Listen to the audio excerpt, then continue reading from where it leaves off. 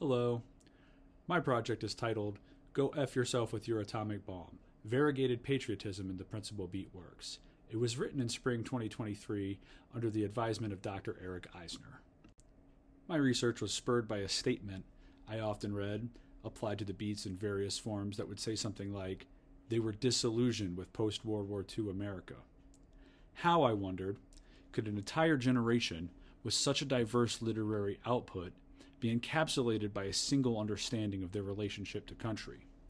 Utilizing some of the most popular works, I developed a taxonomy that delimits their unique approaches to patriotism while leaving room for overlap, exception, and nuance.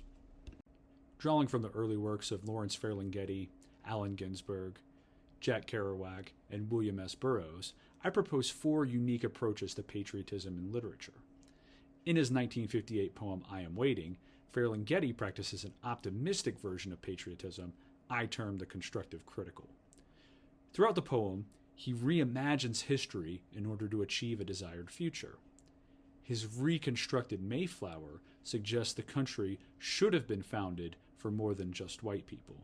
His sweet desegregated Chariot suggests that it is not too late to change America's ethos. The approach is critical because he's clear-eyed about both past and present. It's constructive because he is optimistic about the possibilities of future change. Allen Ginsberg's poem Howl posits a patriotism that I term the spiritual critical. He mythologizes America, imagines the country in terms of an internal spiritual struggle of good versus evil. In this line, he defines America by its economic system. The who of the first word are he and the other beats, what he calls the best minds of his generation. They struggle helplessly against being inundated by cigarettes, products of capitalism. They burn the cigarette holes in their arms in symbolic protest, but also, I suggest, they use the physical pain to distract from the emotional and existential pain they feel the country has wrought upon them. Ginsberg's pessimistic about the beats being able to win any ideological battle, but he finds catharsis in keeping record and indicting the evil that he sees. Jack Kerouac's approach to America is the sole patriotism of the beats that I term to be acritical, or what's sometimes called blind patriotism. In his own biography, he idealized the 1930s and espoused American exceptionalism. His writing reflects this in a mode that I call the nostalgic passive. In this passage from his travelogue On the Road, he's willing to overlook the obvious unhealthiness of apple pie in what works as a metaphor for his own willingness to overlook the country's flaws. To Kerouac, how can apple pie, or America, be bad for him when both provide him with opportunities for self-gratification? Nostalgic passivity, then, fails to critique America unless some aspect of the country negatively affects the practitioner personally and immediately. Lastly, William S. Burroughs' disposition toward America exemplifies an approach I term the radical individual.